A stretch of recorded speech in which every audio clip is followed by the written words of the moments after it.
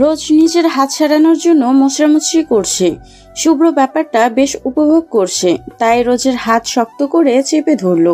রোজ রেগে মেগে বলল, কি হচ্ছেটা কি?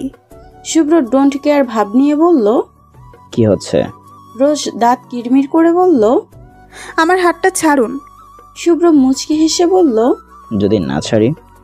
রোজ এবার চেঁচিয়ে বলল, আমাকে এভাবে থাকতে বিরক্ত লাগছে, আমি চেঞ্জ করব, ছাড়ুন আমাকে।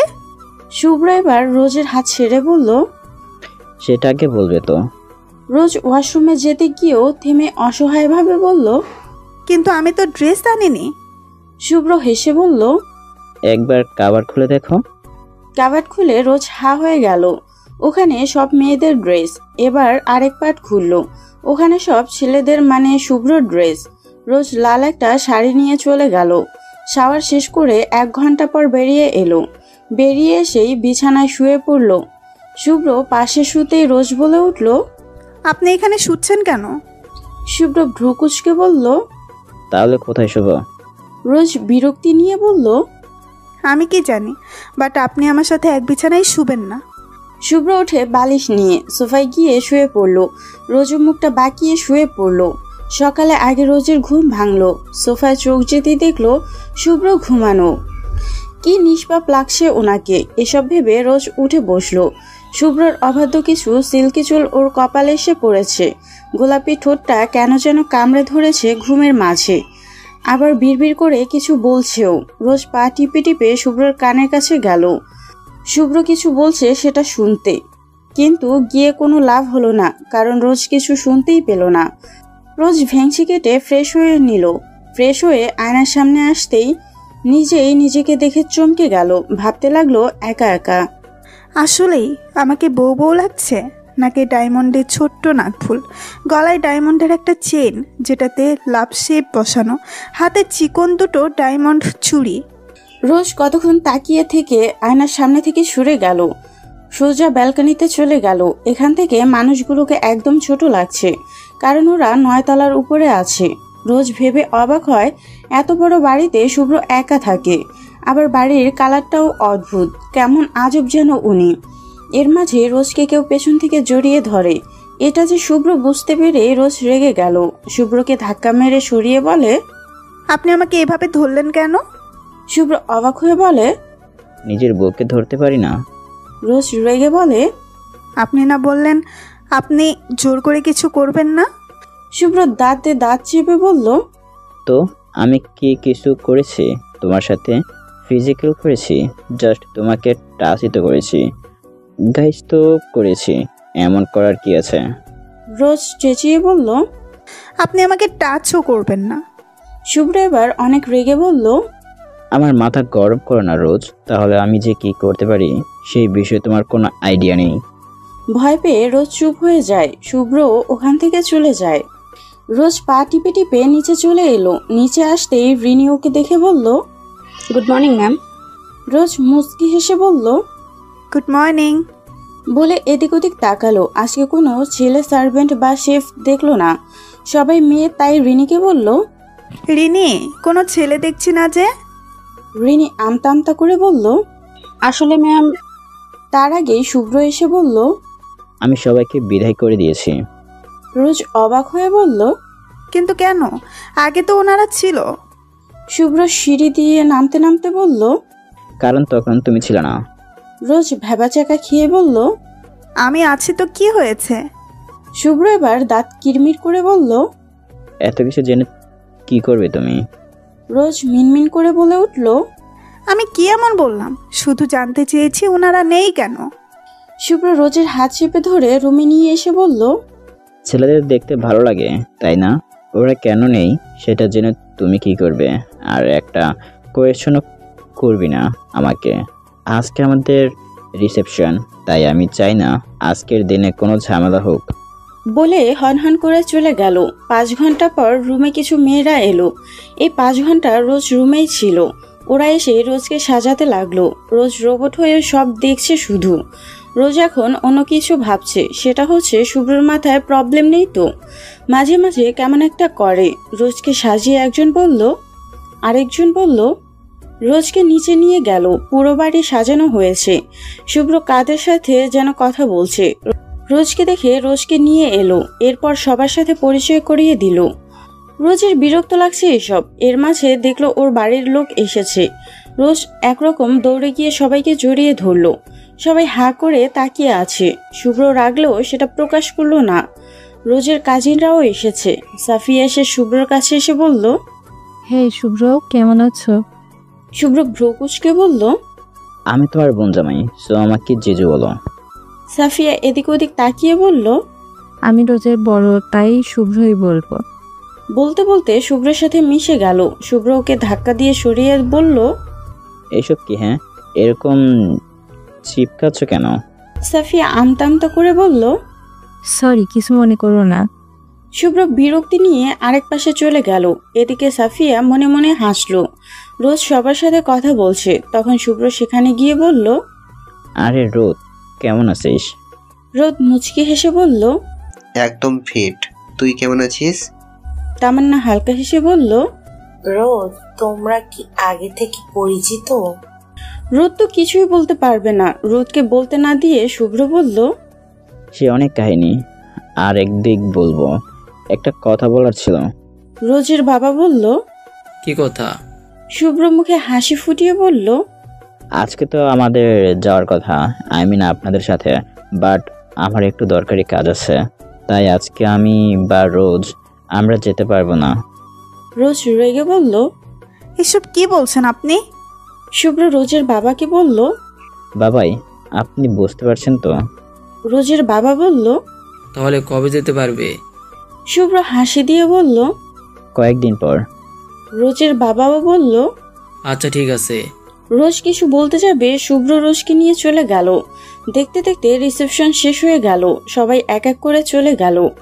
রাতে রোজ শুভ্রকে বলল, আপনার কি কাজ আছে? হ্যাঁ, শুভ্র বুড়ো আঙুল কপালে ঘুষতে ঘুষতে বলল। পার্টিতে সবার সামনে দৌড় দিলে কেন? রোজ কিছু না বুঝে বলল। মানে? শুভ্র এবার হুঙ্কার সেরে বলল, আমি বাংলায় বলেছি, তুই কেন বুঝতে পারছিস না? ওভাবে দৌড়ালি কেন? রোজ ভয় পেয়ে বলল। বাড়ির সবাইকে দেখে নিজেকে আটকাতে পারিনি। শুভ্র রোজের মুখ চেপে ধরে বলল, তুই জানিস পার্টিতে সবাই তোকে নিয়ে বলা বলি করছিল, আমার বউ নাকি ম্যানার্স জানে না। রোজ এবার কেঁদেই দিল। সেটা দেখে শুভ্র রোজকে ধাক্কা দিয়ে ফেলে বলল, এবার থেকে তুই মনে রাখবি যে তুই এই শহরের, ইনফ্যাক্ট অন্য দেশেরও নাম্বার 1 বিজনেসম্যান টাইকুন শুভ্র চৌধুরীর ওয়াইফ। বলে সামনে থাকা মিনি টেবিলটায় লাথি দিল। রাগে শুভ্রর কপাল আর ঘাড়ের রগ ফুলে গিয়েছে। আঙুল দিয়ে কপাল ঘষছে আর অনবরত ঠোঁট কামড়াচ্ছে। শুভ্রকে এভাবে দেখে রোজ ভয়ে কাঁপছে। বিছানায় এক কোণে গুটিসুটি মেরে বসে আছে। শুভ্রকে এভাবে দেখে রোজ ভয়ে বিছানার এক কোণে গুটিসুটি মেরে বসে আছে। শুভ্র দাঁতে দাঁত চেপে বলল, এখন এভাবে বসে আসিস কেন? এখন থেকে আমি যা বলবো তুই সেটাই করবি। রোজ ভয়ে ফুপিয়ে কেঁদে উঠল। সেটা দেখে শুভ্রর হুঁশ এলো যে ও এতক্ষণ কি করছিল। এটা ভেবে নিজের উপর নিজের রাগ লাগছে। শুভ্র নিজেকে সামলে দৌড়ে রোজের কাছে এলো। এসেই একটানে রোজকে নিজের বুকের সাথে মিশিয়ে বলল, I am sorry red rose, আসলে আমি বুঝতে পারিনি, প্লিজ তুমি এইভাবে কেঁদো না। আমার রাগটা বেশি, তাই নিজেকে সামলাতে পারি না। প্লিজ কান্না বন্ধ করো, প্লিজ। রোজ তবুও কেঁদে যাচ্ছে। শুভ্র এবার শান্ত গলায় বলল, রোজ কান্না থামাও প্লিজ। আমি বললাম তো আমি এমন করতে চাইনি, রাগটা একটু বেশি হয়ে গিয়েছিল। রোজ এখনো কাছে। এবার শুভ্র আবার রেগে ধমক দিয়ে বলল, ওই তোকে কি বললাম? বললাম না কান্না থামাতে, তবু কান্না কেন করছিস? আমার সামনে তুই কান্না করবি না, okay? I hate tears, so stop crying, damn it's. ধমক খেয়ে রোজ চুপ হয়ে গেল। শুভ্র রাগে ফুসফুস করছে। কেন ওর এত রাগ লাগছে ও জানে না। হঠাৎ করেই বিছানার পাশে থাকা ল্যাপটপটা আছাড় মেরে ভেঙে ফেলল। এরপর হনহন করে বেরিয়ে গেল। শুভ্র যেতে রোজ বলে উঠল, ওনার মাথায় কি প্রবলেম আছে? কেমন পাগলের মতো বিহেভিয়ার। রোজ বিছানা থেকে নেমে ওয়াশরুমে গিয়ে ফ্রেশ হয়ে নিল। এরপর এসে বিছানায় শুয়ে ঘুমিয়ে পড়ল। শুভ্র ফিরল কি ফিরল না এটা নিয়ে রোজ মাথা ঘামালো না। রাত প্রায় 2টার দিকে শুভ্র ফিরে এলো। চুলগুলো উস্কো খুস্কো, শার্টে রক্ত লেগে আছে। রোজকে এভাবে নিশ্চিন্তে ঘুমাতে দেখে শুভ্র অনেক কষ্ট পেল। তবুও রোজ ঘুমাচ্ছে দেখে মুচকি এসে নিজে ফ্রেশ হয়ে এসে বালিশ নিয়ে সোফায় শুয়ে পড়ল। সকালে রোজের ঘুম ভাঙতে রোজ কোনো দিকে খেয়াল না দিয়ে ফ্রেশ হয়ে একটা চুড়িদার পরে নিচে গেল। গিয়ে দেখলো শুভ্র আগেই বসে আছে। রোজকে চুড়িদার পরা দেখে রাগ লাগলো, তবুও রাগ সাইডে রেখে হেসেই বলল, শাড়ি পরো নিজে। রোজ এক বস্তা বিরক্ত নিয়ে বলল, ভার্সিটিতে কি আমি শাড়ি পরে যাব? শুভ্র হতাশ কণ্ঠে বলল। সেটা এমনি বললেও পারো। রোজ রাগী সুরে বলল, আপনার সাথে কথা বলতেও আমার বিরক্ত লাগে। বলে হাঁটা দিতেই শুভ্র বলল, আরে ব্রেকফাস্ট করবে না? রোজ পিছন ফিরে বলল, ক্যান্টিন থেকে খেয়ে নিব। শুভ্র উঠে গিয়ে রোজকে এনে টেবিলে বসিয়ে দিল। এরপর এক প্রকার জোর করে খাওয়ালো আর খাওয়াতে খাওয়াতে বলল, কোনো কথা সহজভাবে বোঝো না, তাই না জান? রোজ শুভ্রর এমন শীতল ভয়েস শুনে চুপচাপ খেয়ে নিল, কথা বাড়ালো না। খাওয়া শেষে শুভ্র বলল, গাড়িতে গিয়ে বসো, আমি আসছি। রোজ মুখ ফসকে বলল, আমি একা যেতে পারবো।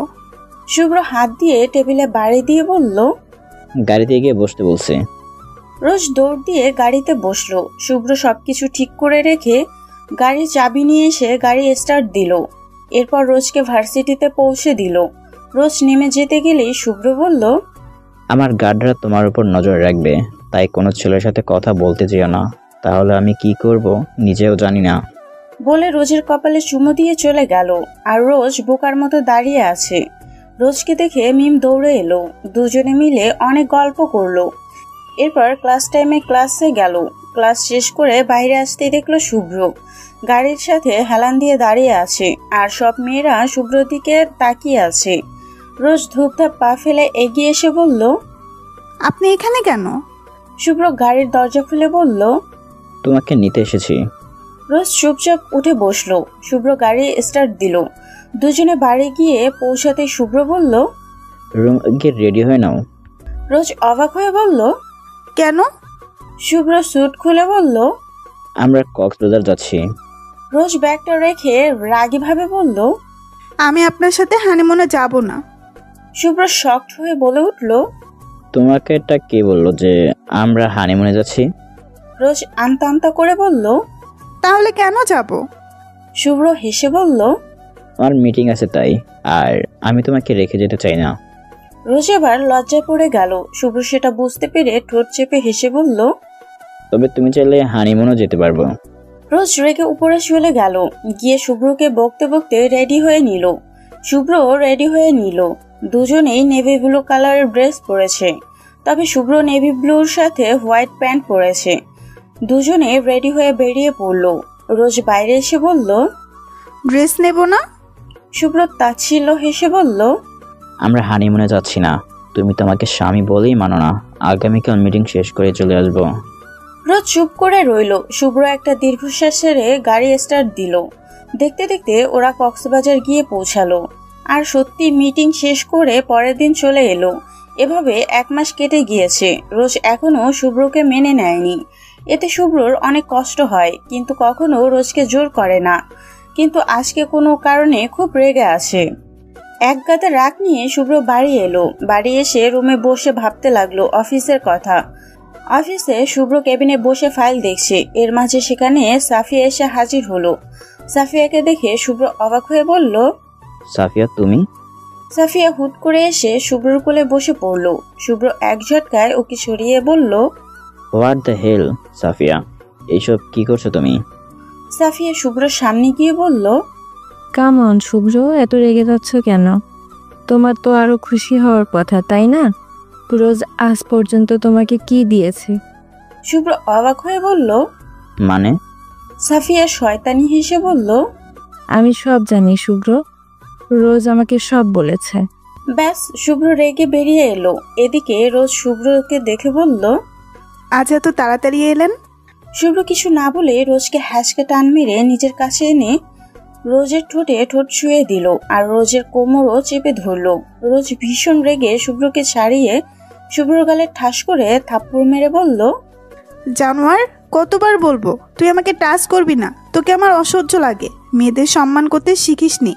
নাকি তোর মা তোকে শেখায়নি? শুভ্র চিৎকার করে বলল। রোজ। রোজ কেঁপে উঠল। শুভ্র হনহন করে ছাদে চলে গেল। চোখ দিয়ে টপ টপ করে পানি পড়ছে। যেই মানুষটা কান্না ঘৃণা করে আজ সে কাঁদছে। শুভ্র ছাদের রেলিং ধরে দাঁড়িয়ে আছে। অনেক রাত হয়ে গেছে, রোজও এখনো একবার আসেনি। আকাশে বিশাল বড় চাঁদ উঠেছে। আজ চাঁদকে ঘিরে হাজারো তারার মেলা। শুভ্র খালি গলায় গাইতে শুরু করলো। আয়রে খোকন আয়, আয়রে সোনা, আয়রে জাদু আয়, আয়রে মোনা, এমন আদর কেউ করে না, এমন মধুর সুরে আর কেউ ডাকে না। রোজ ছাদে এসেছিল শুভ্র কি করে সেটা দেখতে। এসে শুভ্রর গান শুনতে পেল। সে গানে লুকিয়ে আছে হাজারো যন্ত্রণা। মা শুধু মা, তোমার তুলনায় পৃথিবীতে জানি আর হবে না। মা শুধু মা, তোমার তুলনা এই পৃথিবীতে জানি আর হবে না। শুভ্র এটুকু গিয়ে হাঁটু ভেঙে বসে পড়ে। মা বলে একটা চিৎকার করলো। রোজের এখন গিল্টি ফিল হচ্ছে, তবে সেটা প্রকাশ করলো না। শুভ্র নিজেই নিচে চলে গেল। আর কিছুদিন পর রাতে শুভ্র মদ খেয়ে রুমে এলো। রোজ বিছানায় শুয়েছিল। রোজকে দেখে শুভ্র এগিয়ে এলো। আসলে শুভ্র নিজের উপর কন্ট্রোল নেই। শুভ্রকে এগিয়ে আসতে দেখে রোজ চট করে বিছানা থেকে নেমে বলল। এ কি, আপনি এগিয়ে আসছেন কেন? শুভ্র ঢুলতে ঢুলতে বলল। আমি আমার অধিকার চাই। রোজ ঢোক গিলে বলল। মানে? শুভ্র রোজের আরেকটু কাছে এসে বলল। আমি আজই তোমাকে চাই। রোজ অবস্থা বেগতিক দেখে টি টেবিল থেকে ফল কাটার ছুরি হাতে নিয়ে বলল। আমার থেকে দূরে থাকুন, নয়তো এটা আপনার পেটে ঢুকিয়ে দেব। শুভ্র এগিয়ে আসতে আসতে বলল। নো বেব, তুমি পারবে না। রোজ সিরিয়াস মুডে বলল। আমি কিন্তু সত্যি বলছি শুভ্র।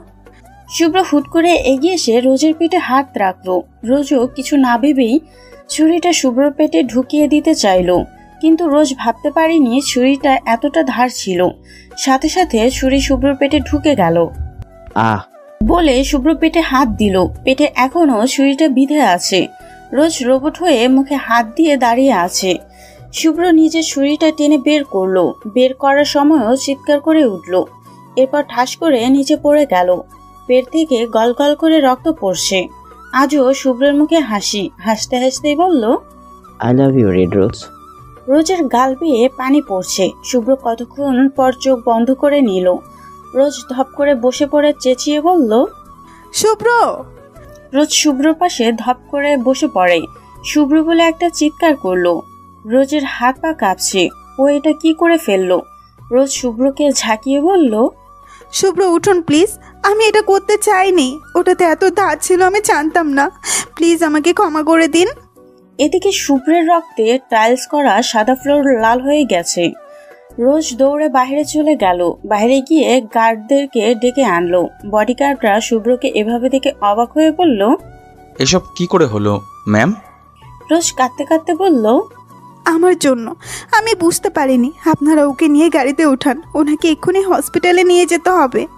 বডিগার্ডরা শুভ্রকে নিয়ে গাড়িতে বসালো। রোজও বাড়ির লোককে ফোন দিল।